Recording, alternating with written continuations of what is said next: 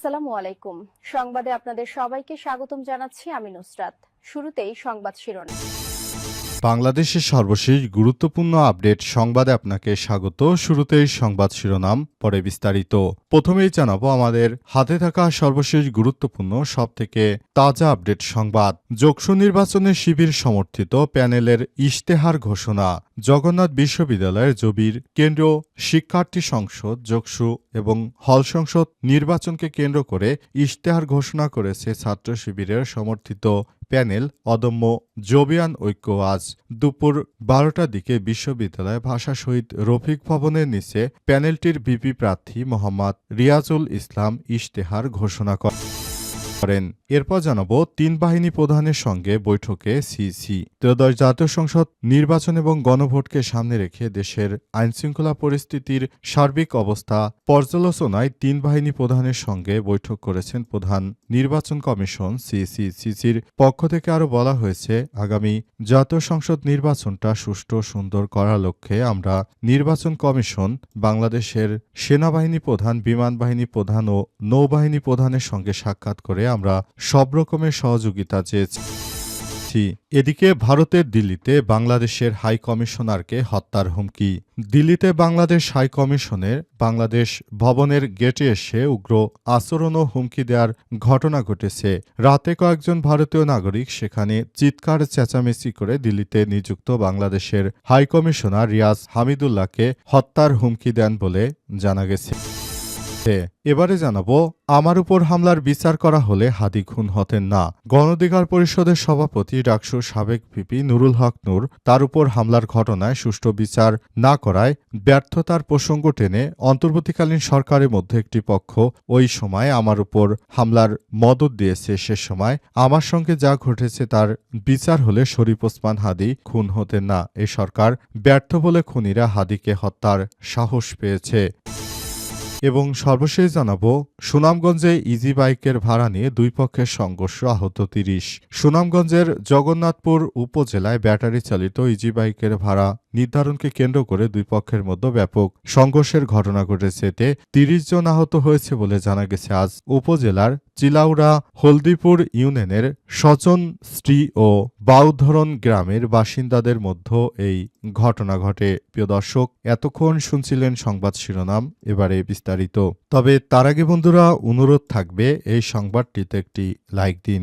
এই চ্যানেলে আপনি নতুন হয়ে থাকলে আমাদের সংবাদটি দেখতে দেখতে চ্যানেলটি সাবস্ক্রাইব করে রাখুন। কমেন্ট করে বন্ধুরা আপনার মূল্যবান মতামত জানিয়ে দিন আপনি বিশ্বের কোন দেশ থেকে বা বাংলাদেশের কোন স্থান থেকে আমাদের সংবাদটি দেখছেন এবং শুনছেন। আর বন্ধুরা, সংবাদটি আপনার সোশ্যাল মিডিয়া ফেসবুকে শেয়ার করে বন্ধুদেরও দেখার সুযোগ করে দিন। গাজা যুদ্ধে আপনি যদি নিরীহ ফিলিস্তিনিদের ভালোবেসে থাকেন, কমেন্টে ইয়েস লিখে বিশ্ববাসীকে জানিয়ে দিন। এবারে বিস্তারিত। যোগসু বা জগন্নাথ নির্বাচনে শিবির সমর্থিত প্যানেলের ইশতেহার ঘোষণা। জগন্নাথ বিশ্ববিদ্যালয় জবি কেন্দ্র শিক্ষার্থী সংসদ যোগসু এবং হল সংসদ নির্বাচনকে কেন্দ্র করে ইশতেহার ঘোষণা করেছে ইসলামী ছাত্র শিবির সমর্থিত প্যানেল অদম্য জবিয়ান ঐক্য। রোববার ২১শে ডিসেম্বর দুপুর ১২টার দিকে বিশ্ববিদ্যালয় ভাষা শহীদ রফিক ভবনের নিচে প্যানেলটির ভিপি প্রার্থী মোহাম্মদ রিয়াজুল ইসলাম ইশতেহারের ঘোষণা করেছেন। শিবিরের উল্লেখযোগ্য ইশতেহার গুলোর মধ্যে হল, দ্বিতীয় ক্যাম্পাসের প্রথম ধাপের কাজ শুরুর সময়ের মধ্যে দ্রুত সময়ের মধ্যে শেষ করতে প্রশাসনকে সহযোগিতা ও দ্বিতীয় ধাপের কাজ সেনাবাহিনীর কাছে হস্তান্তর করে নির্ধারিত সময় শেষ করা, আবাসন সংকট নিরসনে ভূমিকা রাখা, বর্তমান ক্যাম্পাসের ঐতিহ্য রক্ষা এবং এর আধুনিকায়নের ব্যবস্থা করা, নিরাপদ ক্যাম্পাস নিশ্চিত করতে ক্যাম্পাসে র্যাগিং বন্ধ করতে হবে, সিসিটিভি ক্যামেরা স্থাপন করা, জনবল নিয়োগ এবং মাদক নির্মূল ও পরিচ্ছন্ন ক্যাম্পাস নিশ্চিত করতে কাজ করবে ইসলামী ছাত্র শিবিরের পক্ষ থেকে ইতিমধ্যে এসব বিষয় নিয়ে কাজ করার ব্যাপারটি তারা জানিয়েছে। তারা আরও জানিয়েছে, আমরা চাই নতুন বাংলাদেশ গড়ে তোলার জন্য এবং বিভিন্নভাবে আমরা সমস্যার সম্মুখীন হচ্ছে, এসব বিষয় নিয়ে আমরা কাজ করছি বলে মন্তব্য করেছেন অন্তর্বর্তীকালীন সরকারের প্রধান উপদেষ্টা প্রফেসর ডক্টর মোহাম্মদ ইউনূস এবং শিক্ষার্থীরা একই কাজ করছেন।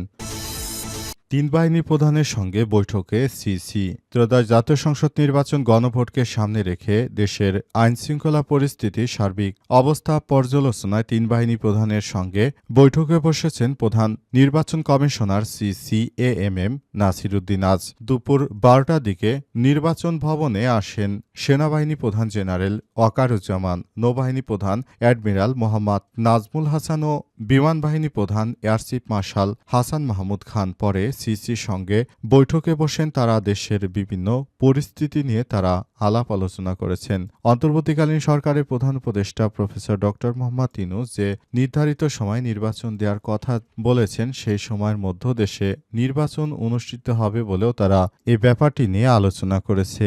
এই প্রক্রিয়ার মাধ্যমে বাংলাদেশে যদি একটি সুষ্ঠু ও সুন্দর মানের নির্বাচন হয়, সেই ব্যবস্থাই করছে নির্বাচন কমিশন ইসির পক্ষ থেকে। তাই প্রশাসনের তিন বাহিনী প্রধানদের সঙ্গে বৈঠকের মাধ্যমে আগামী জাতীয় সংসদ নির্বাচনে করণীয় নির্ধারণ এবং প্রশাসনের কাছ থেকে সব রকমের সহায়তা পাওয়ার ব্যাপারটি নিয়ে ইতিমধ্যেই প্রতিশ্রুতি পেয়েছেন এবং সেই প্রতিশ্রুতি অনুযায়ী সবাইকে আরও বেশি দায়িত্বশীল ও সতর্কতামূলক কর্মকাণ্ড করার জন্য অনুরোধ করা হয়েছে। সবাইকে আগামী জাতীয় সংসদ নির্বাচনে দায়িত্বশীলভাবে ভূমিকা পালন করার পাশাপাশি বাংলাদেশের প্রতিটি জায়গায় আরও বেশি সতর্কতামূলক কার্যক্রম চালানোর জন্য বলা হচ্ছে। পুরো বাংলাদেশের প্রতিটি নাগরিক এখন আরও বেশি সতর্ক অবস্থায় রয়েছে। তাদেরকে আগামী জাতীয় সংসদ নির্বাচন না হওয়া পর্যন্ত সবাইকে আরও বেশি সতর্ক থাকতে হবে।